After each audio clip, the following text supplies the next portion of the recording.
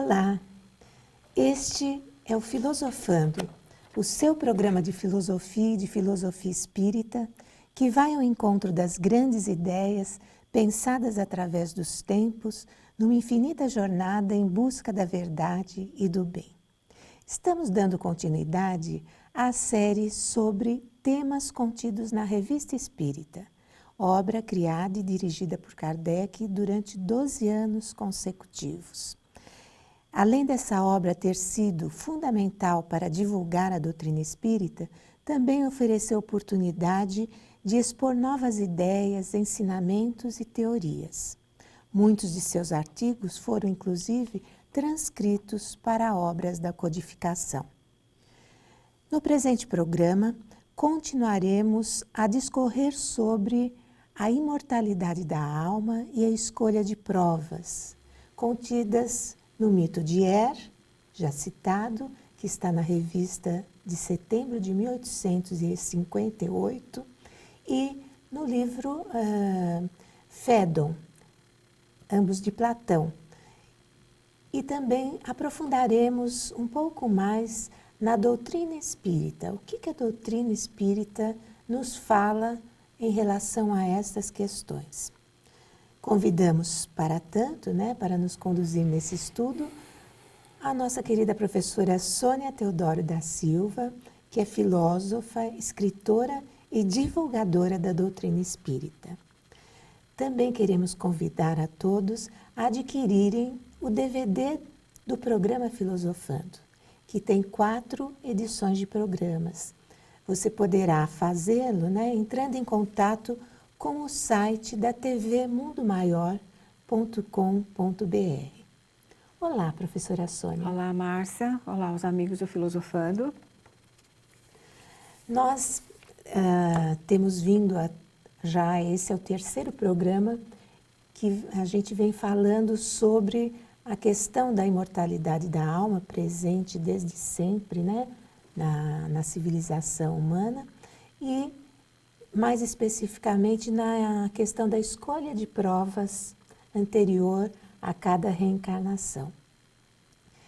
E o que a gente observa, por exemplo, no mito de Er, que você poderá conhecer lendo o tema Platão, a teoria da escolha de provas, na revista já citada de 1858, nesse mito existe vamos dizer, uma inovação ou uma conscientização muito importante ali contida.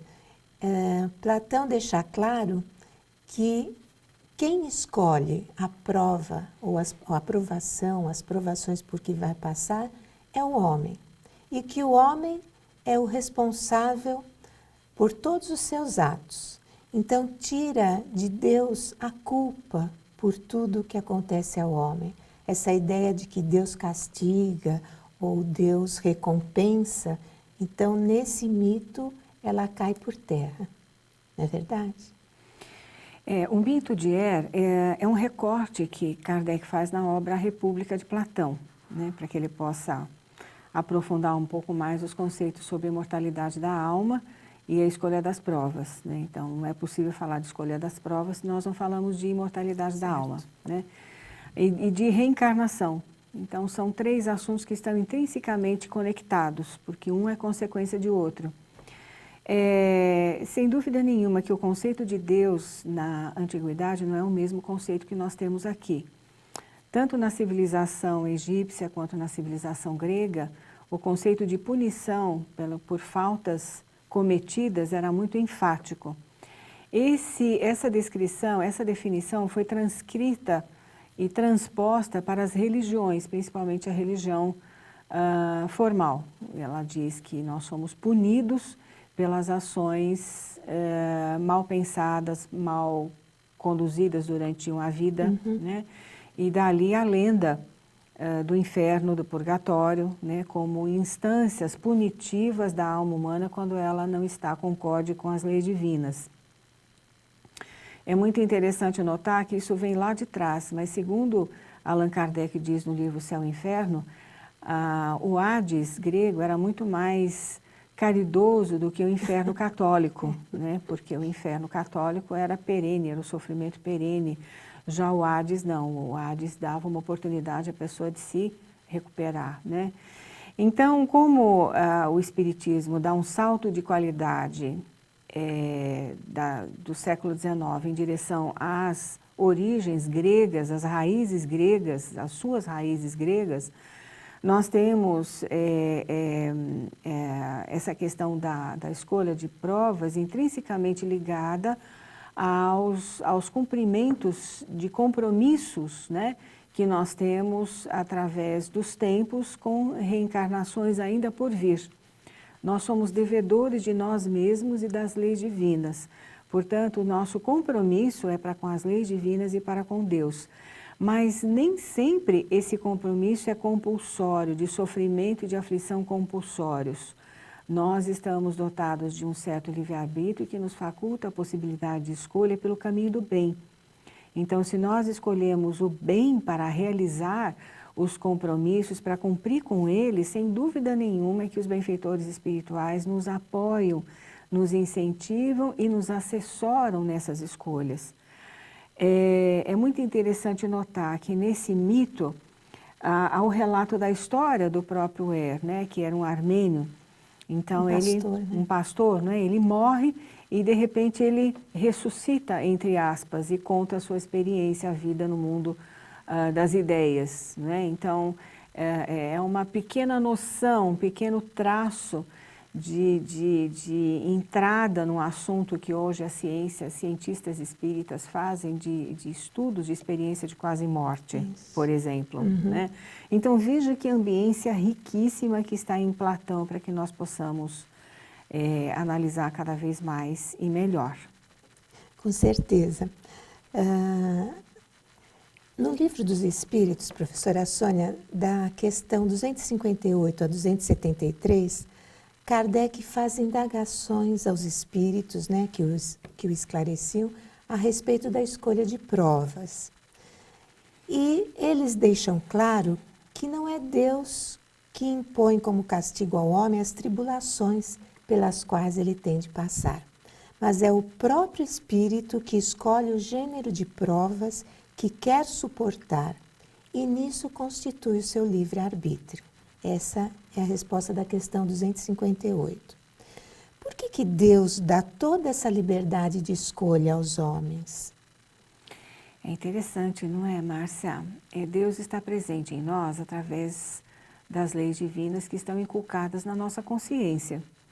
Então, quando nós nos desviamos do bem, a consciência vem e nos chama a atenção. É quase como se fosse alguém dizendo, não faça tal coisa. Então, mas não é alguém que está dizendo, é a nossa própria intuição que acessa as leis divinas que está lá na consciência e diz para nós o caminho a seguir. Né? Por outro lado, as provas vão contribuir para o nosso crescimento, o nosso aprimoramento. Então, se nós escolhemos o gênero de provas, os detalhes, não. Os espíritos são muito claros nisso, né? Eles não dizem para nós que em detalhes, nós estamos num gênero X de provas.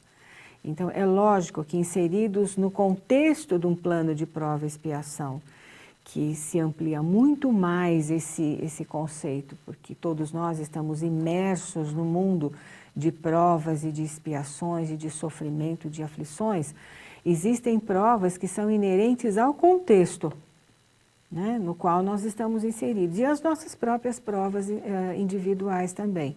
Mas é importante de se notar que, apesar do fatalismo, muitas vezes, dos antigos, nós não nascemos para sofrer.